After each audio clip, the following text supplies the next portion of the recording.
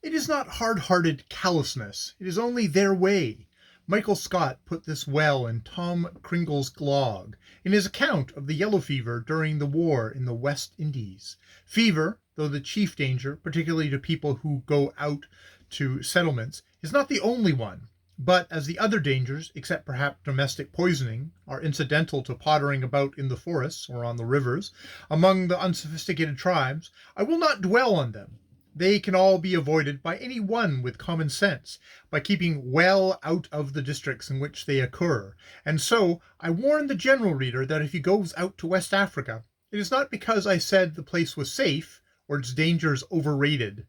The cemeteries of the West Coast are full of the victims of those people who have said that the coast fever is cork fever and a man's own fault, which is not, and that which it is not, and that the natives will never attack you unless you attack them, which they will on occasions.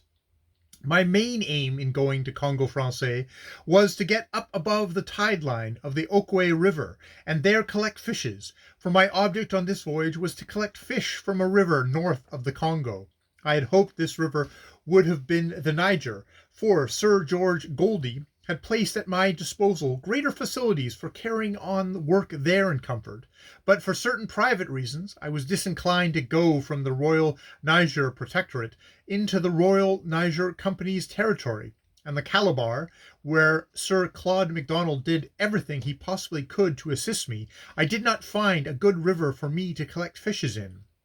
These two rivers failing me, from no fault of either of their own presiding genii, my only hope of doing anything now lay on the southwest coast river, the Ogwe, and everything there depended on Mr. Hudson's attitude towards scientific research in the domain of ichthyology.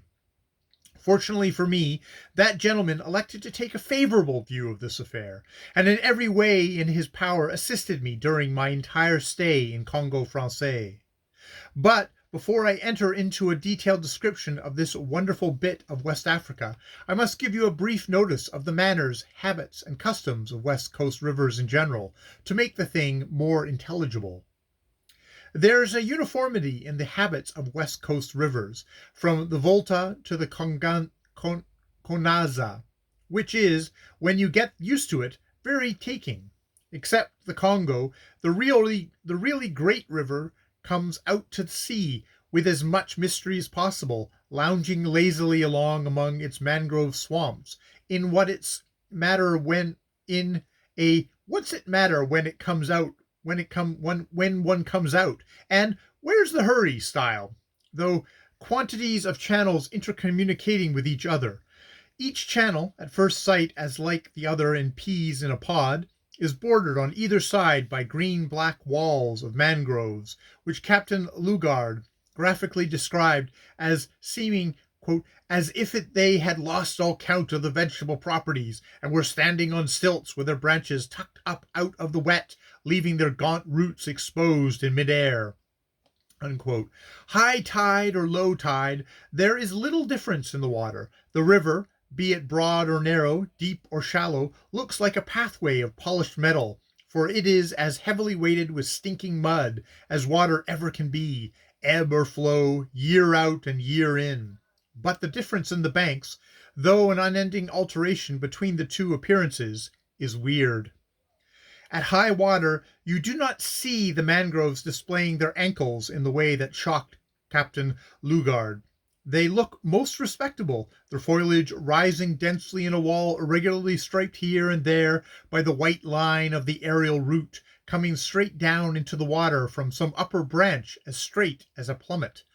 in the strange, knowing way an aerial root of mangrove does, keeping the hard straight line until it gets some 2 feet above water level, and then spreading out into blunt fingers with which to dip into the water and grasp the mud. Banks, indeed, at high water can hardly be said to exist, the water stretching away into the mangrove swamps for miles and miles, and you can then go in a suitable small canoe away among these swamps as far as you please.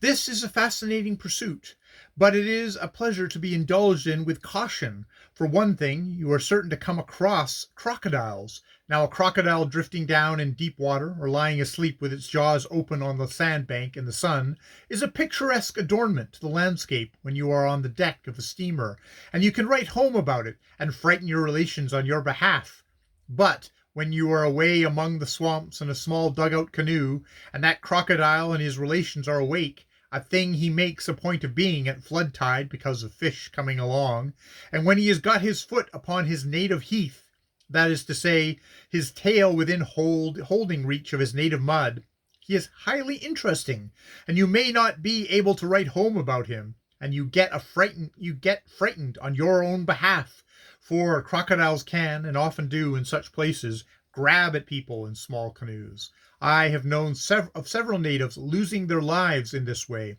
Some native villages are approachable from the main river by a shortcut, as it were, through the mangrove swamps, and the inhabitants of such villages will now and then go across this way with small canoes instead of by the constant channel to which the village, which is almost always winding. In addition to this unpleasantness, you are liable, until you realize the danger from experience, or have native advice on the point, to get tide-trapped away in the swamps, the water falling round you when you are away in some deep pool or lagoon, and you find you cannot get back to the main river. Of course, if you really want a true safe investment in fame, and really care about posterity and posterity science, you will jump over into the black batter-like stinking slime, cheered by the thought of the terrific sensation you will produce 200,000 years hence, and the care you will be taken of then by your fellow creatures in a museum. But if you are a mere ordinary person of a retiring nature like me, you stop in your lagoon until the tide rises again. Most of your attention is directed to dealing with an at-home to crocodiles and mangrove flies, and with the fearful stench of the slime around you. What little time you have over you will employ in wondering why you came to West Africa, and why, after having reached this point of folly, you need have gone and painted the lily and adorned the rose by being such a colossal ass as to come fooling about in mangrove swamps.